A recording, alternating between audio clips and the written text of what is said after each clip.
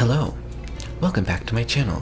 What do you mean I've never recorded a video besides some videos I filmed for high school that are now private? So I, like everyone in the world, have been playing Animal Crossing New Horizons. And my main goal, my end game, is to fill the museum. And so I, of course, spent a lot of time in the Critterpedia app in the game. But the order of the bugs and the fish kind of confuses me sometimes. Like, there seems to be an order, but sometimes that order is not 100%. There's some positions that don't make sense. Like, for example, the big fish in the river room, the first room you walk into when you go into the fish exhibit. There's the piranha, the arowana, the arapaima, the dorado, and the saddle bishir. And in the list, in Critterpedia, those are all together. But then in the middle, for some reason, is the gar, which is a pond fish, which is in the pond display, which is in the center of the room. That's weird to me. And so what I wanted to do is reorganize Critterpedia. So I went ahead and did that, and I think it makes sense. I don't know if it'll make sense to other people. I don't know if some of the ordering might be controversial. Like, that doesn't make sense. You put them in the wrong place. Like, the bugs is where it gets a little crazy. But I'm gonna start with the fish. So the order I based it off of, I mostly went around, one, where do you find the bug or the fish? Like, for fish, like, do you find it in the river? Do you find it in the ocean? Do you find it in a pond? You know, do you find it only on the pier, you know? And I try to keep them together in that, like that. And then I also based it off of like time of year. So I wanted anything that was all year round to be first, and then more seasonal things to come after. And then I also kind of based it further on where it was in the museum. Also, I didn't feel the need to reorganize the sea creatures because to me the order there mostly makes sense. Plus, I'm missing about 8 or 10 sea creatures, whereas with the fish and the bugs, I'm only missing 2 of each. For the fish, I'm missing the pond smelt and the blowfish, and for the bugs, I'm missing the damselfly and the dung beetle. So first, looking at this list, it's really baffling. Most of these ones that start off the list, they're all year round. From the second one on the list, which is the pale chub, to the 9th one on the list, which is the rancho goldfish, those are all year round. But for some reason, the first fish on the list is the bitterling, which is only from November to March. So for my list, I'm starting off with the carp, which is the 5th in the normal list. And then I kind of go down from there. I have the koi, the goldfish, the Popeye goldfish, the rancho goldfish, and then I continue on with pond fish, but these are not all year round. So I have the killifish, the crawfish, and then I go into the tadpole and the frog. Also, I want to keep them together. Then we've got the catfish and the giant snakehead, and then here's where we're going to put the gar, and I believe that's the end of the pond fish.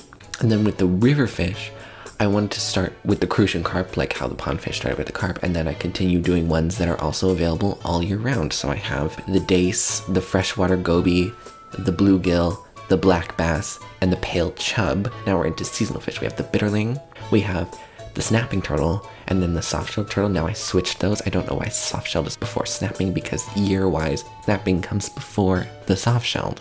And then we have the loach, the yellow perch, the tilapia, the pike, the pond smelt, the sweet fish, the mitten crab, and then I have all of the small fish, you know, the ones that are in that tank, that little sort of kidney bean shaped tank when you first walk in. So I've got the guppy, the nipplefish, the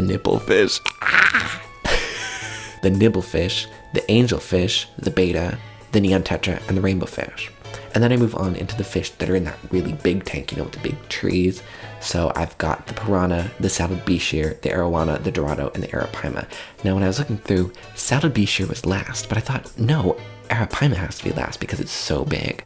So I believe this order is sort of in order of size, with the smallest being the piranha and the biggest being the arapaima. And then from there we move on to the fish that are only available in the cliff top of the river. So we have the cherry salmon, the char, the golden trout, and the stringfish. And then we have the last 3 river fish, which are only available in the mouth of the river. So the salmon, the king salmon, and the sturgeon.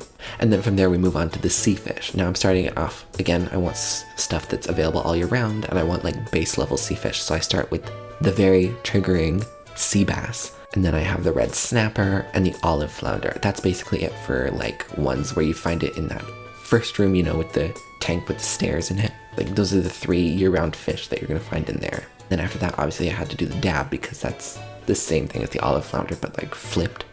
And then the barred knife jaw, which is also seasonal. The zebra turkey fish, the blowfish, the puffer fish, the seahorse, and the squid.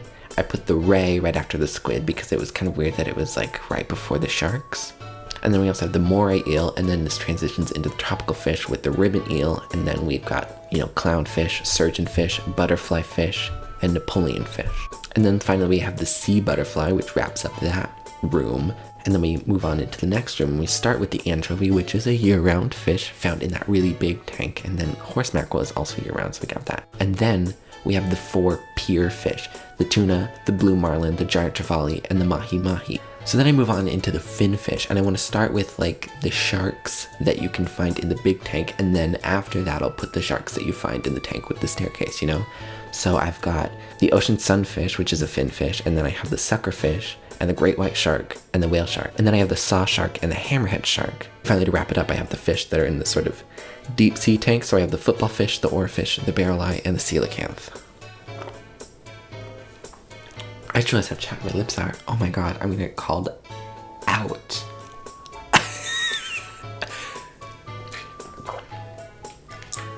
I should probably go put on some, yeah, I'm gonna go put on lip balm, oh my god.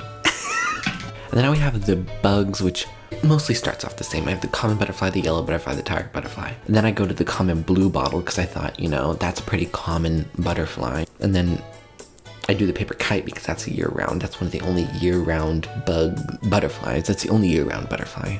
And then we've got, you know, the peacock butterfly, since that one, you know, you have to have hybrid flowers on your island in order to find the peacock butterfly, plus it's seasonal. And then we've got, you know, the monarch butterfly, the emperor butterfly, and the argus butterfly.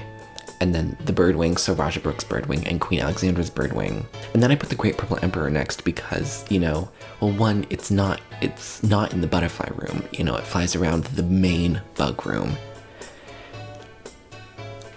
You know, that's it. And then we've got the moths. I start with the Madagascan sunset moth, since it's a day moth and it's in the butterfly room. It's not really, you know, it's... And then I've got the atlas moth, since it doesn't actually fly around, it's on the trees. And then I have the moth, the regular moth, last, just because, you know, it's very common. It's in its own section with, you know, the centipede and the pillbug, but those aren't next. Because next we have, I think this mostly just follows how it normally goes, the long locust, the migratory locust, and then I flipped grasshopper and rice grasshopper because I don't know why rice grasshopper would come before grasshopper. And then the cricket and the bell cricket, you know, pretty standard. And then it continues mantis and the orchid mantis. And then I put the stink bug and the man-faced stink bug, since those are also found on flowers like the mantis and the orchid mantis. And then I put the ladybug, also found on a flower. And then I put the honeybee, but I didn't put wasp next because I wanted the wasp to be like to be close to like the tarantula and scorpion, because they're animals that can hurt you. So after the honeybee comes the darner dragonfly, the banded dragonfly, the red dragonfly, and the damsel dragonfly. And then after that I put the firefly, of course. And then from there, because the firefly can only really be found around water, I did the 3 water bugs next. The pond skater, the diving beetle, and the giant water bug. And then after that we have the beetles that you can find, or really the bugs that you can find on the ground, which are the tiger beetle, the dung beetle, and the earth-boring dung beetle. And then from there I move on to the stump bugs. So we have the citrus longhorn beetle, since that's all year round, and then we go into violin beetle, jewel beetle, and Rosalia batesi beetle. And then we have 2 of the beetles that can be found on trees, the drone beetle and the scarab beetle. This is where it gets crazy, because then after these I put all the cicadas in normal order, except I switched evening cicada and walker cicada, since walker cicada is found at a later point in the year than all the rest. And then I saw the cicada shell afterwards. And then after that I have some of the stags. I have the stags that can be found on normal trees, which are the saw stag, the Miama stag, and the giant stag. And then after that I put the horned dynastid, since that can also be found on a regular tree.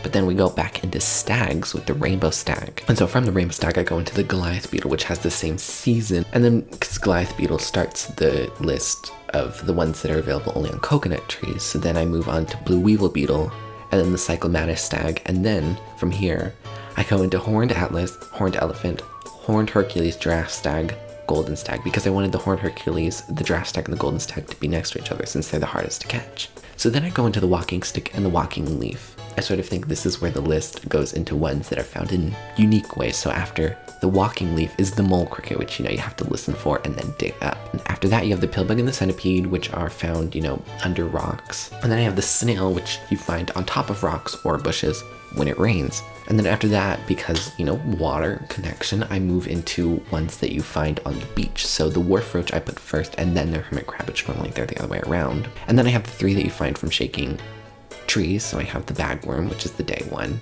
spider, which is the night one, and then the wasp one, which can hurt you. But then I don't go right into tarantula and scorpion. I go into the ant and the fly, which, you know, have to be found in very specific ways, particularly the ant, because you have to buy turnips and then let them rot. You basically have to waste turnips in order to get an ant. And the fly, you just leave out garbage, which you can just fish up from the river.